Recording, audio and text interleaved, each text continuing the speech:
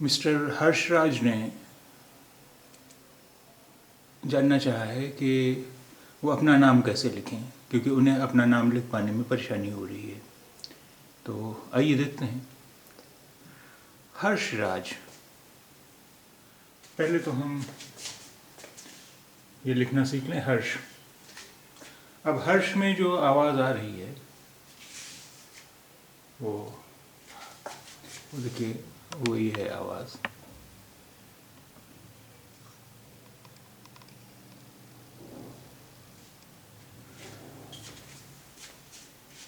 हाँ, फिर आधे रा की आवाज़ आ रही है, क्योंकि अगर पूरे रा की आवाज़ होती तो ये हो जाता हर्ष। हर्ष यानी हलंत वाले रा की जो आवाज़ है वो आ रही है, हर्ष। ठीक। और फिर शाह, हर्ष। अच्छा, यहाँ एक सवाल ये भी पैदा होता है कि उर्दू में ये एक हा की आवाज़ है और एक हा की आवाज़ है। अब इन दोनों में से यहाँ कौन सा इस्तेमाल होगा? देखिए, हर्ष ये ज़ाहिर है हिंदी का शब्द है, और हिंदी में जो हा की आवाज़ है वो ये है। इसकी आवाज़ जो है वो हिंदी की हा की आवाज़ है, और ये हा जो है ये अरबी भाषा के शब्दों में इस्तेमाल होता है, और इसकी आवाज़ इस हा से अलग है। हा, ये हा है, ग्लॉटल साउंड हा। अब ये अलग बात है कि उर्दू में हम इन दोनों का उच्चारण, दोनों का प्रोनाउंसिएशन एक ही तरह से करते हैं, और उसकी वजह ये है कि हिंदी का जब उर्दू पर असर पड़ा तो हिंदी में, क्योंकि एक यही हा है, यानी एक यही हा है,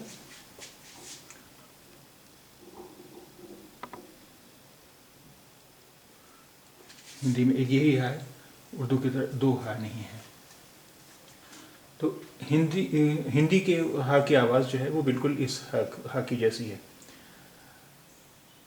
इस हा की आवाज़ अब बहुत कम लोग बोलते हैं, जो इसकी असली आवाज़ है, क्योंकि ये अरबी भाषा के शब्दों में इस्तेमाल होता है। कुछ ठीक उसी तरह जैसे ये देखिए, ये शाह है। अब हिंदी में शाह भी दो तरह के हैं। एक तो ये शाह है और ये शाह है। अब पहले इन दोनों शाह की आवाज़ अलग थी, लेकिन अब इन दोनों का उच्चारण एक ही तरह से किया जाता है। जब इन दोनों का उच्चारण एक ही तरह से किया जाता है, तो अगर कोई बोल रहा है, जैसे हर्ष ही शब्द है, अगर किसी को पहले से हर्ष की स्पेलिंग नहीं पता है, या किसी ने हर्ष लिखा हुआ पहले से नहीं देखा है, तो वो जल्दी समझ नहीं पाएगा कि हर्ष में ये शाह इस्तेमाल होगा या ये शाह इस्तेमाल होगा। क्यों? उसकी वजह यह है कि जब दोनों का उच्चारण हम एक ही तरह से कर रहे हैं, और जिसने कभी हर्ष लिखा हुआ नहीं देखा है या कभी सुना नहीं है कि हर्ष में ये शाह है, तो वो समझ नहीं पाएगा कि यहाँ पर ये इस्तेमाल होगा या ये इस्तेमाल होगा। कोई हर्ष में ये शाह इस्तेमाल कर देगा, कोई शाह ये इस्तेमाल कर देगा। ठीक वही हाल यहाँ है उर्दू में। तो अब जैसे अरबी के भी जो शब्द हैं जिनमें हा है, अब हम अगर इनका उच्चारण दोनों का एक ही तरह कर रहे हैं, इसका और इसका, तो जिसने कभी वो शब्द सही स्पेलिंग के साथ लिखा हुआ नहीं देखा है, तो वो समझ नहीं पाएगा कि यहाँ पर ये है इस्तेमाल होगा या ये है इस्तेमाल होगा। तो हिंदी का जो हा की आवाज़ है वो, उसके लिए ये इस्तेमाल होता है, ये अक्षर इस्तेमाल होता है। तो अच्छा, अब हर्ष में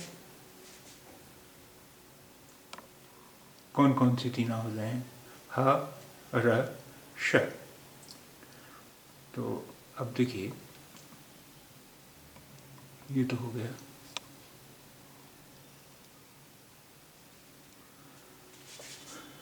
ये हो गया ह, र, श। अब ये तीनों अक्षर अलग अलग हैं, इन्हें मिलाना है हमें। तो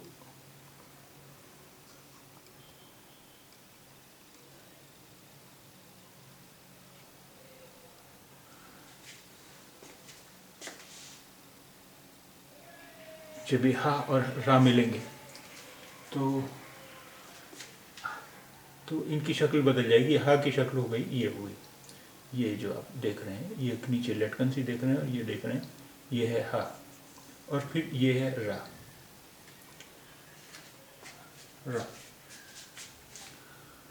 अब जैसे कि आप जानते हैं कि रे के बाद आने वाला कोई भी अक्षर उसके साथ मिलाया नहीं जाता है, वो फिर अलग लिखा जाएगा।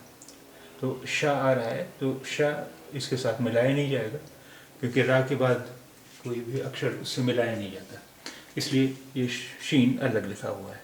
तो ये हो गया हर्ष। हर्ष। अब हमें लिखना है राज।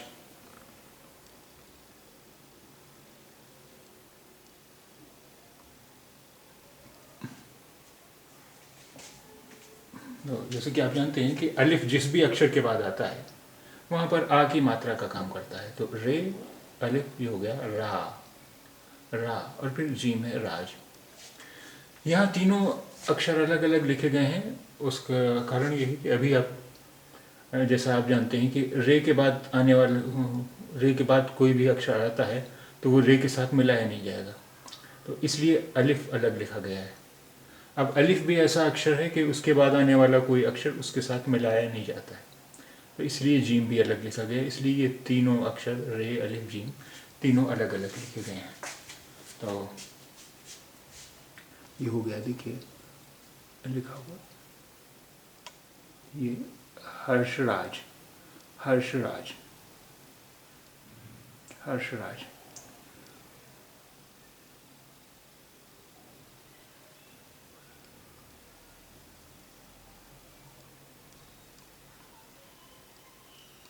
अब देखिए उर्दू में चूँकि एक ही रा है इसलिए वो रे अक्षर से लिखा जाएगी, जबकि हिंदी में ये 4 तरह के रा हैं।